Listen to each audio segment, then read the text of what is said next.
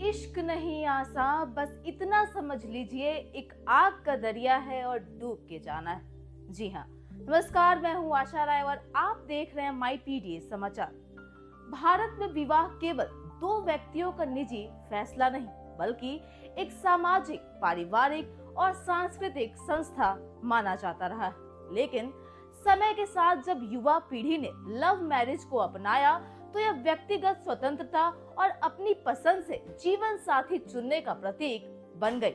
आज इस वीडियो में हम बात करेंगे लव मैरिज करने वाले लोगों की, जिनके लिए शादी से पहले एक एनओसी लेना जरूरी होगा।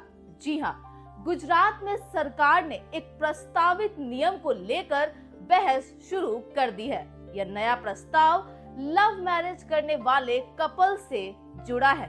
ये नया नियम आखिर क्या है और इस पर क्यों बहस छिड़ी हुई है, आइए आपको विस्तार से बताते हैं।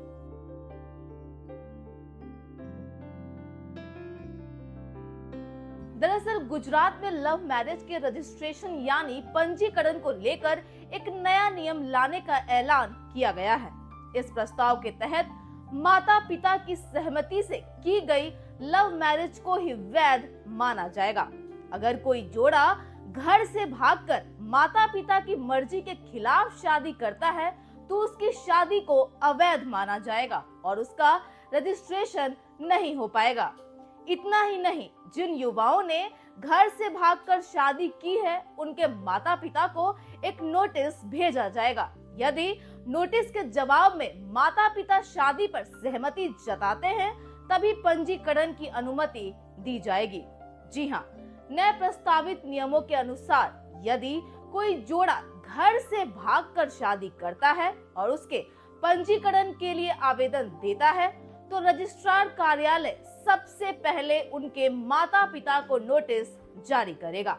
इस नोटिस का जवाब देने के लिए अभिभावकों को 30 दिनों का समय दिया जाएगा। जब तक यह प्रक्रिया पूरी नहीं होती, तब तक शादी का प्रमाण पत्र जारी नहीं किया जाएगा। इस कदम का उद्देश्य माता पिता को जानकारी दिए बिना होने वाली शादियों पर रोक लगाना और पूरी प्रक्रिया में पारदर्शिता सुनिश्चित करना बताया जा रहा है। इसके अलावा शादी का रजिस्ट्रेशन उसी रजिस्ट्रेशन ऑफिस में होगा जहां लड़की या महिला का मूल पता दर्ज है। जी हाँ, शादी पंजीकरण के क्षेत्राधिकार यानी जुरिस्डिक्शन को लेकर भी बड़ा बदलाव प्रस्तावित किया गया है।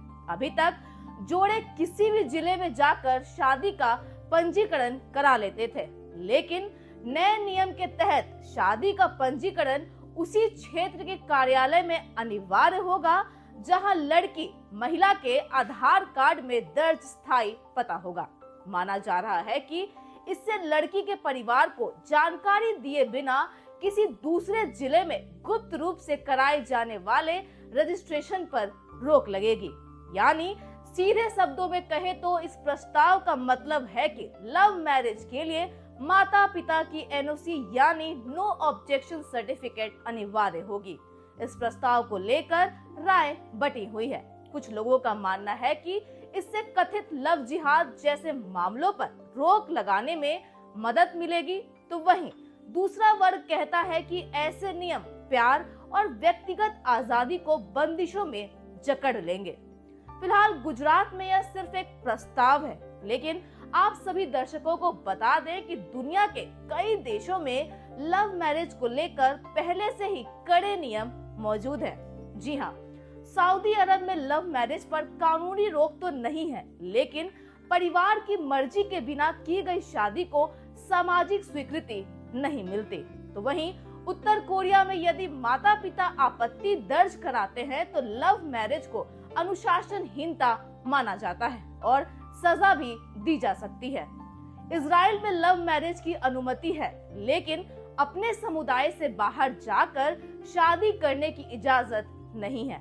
ऐसे में अब सवाल यह है कि गुजरात सरकार का यह प्रस्ताव कानून बनेगा या नहीं। इस पर अभी कुछ भी कहना जल्दबाजी होगी, लेकिन इश्क एक ऐसा जज्बात है जिसे रोकने पर भी रोका नहीं जा सकता। और वो कहते हैं ना, इश्क को इश्क होने से भला कौन रोक पाया है। फिलहाल इस मुद्दे पर आपकी क्या राय है, कमेंट बॉक्स में जरूर बताइए। साथ ही ऐसी लेटेस्ट खबरों से अपडेट रहने के लिए आप हमारे चैनल को सब्सक्राइब करें और देखते रहिए माई पीडीए समाचार।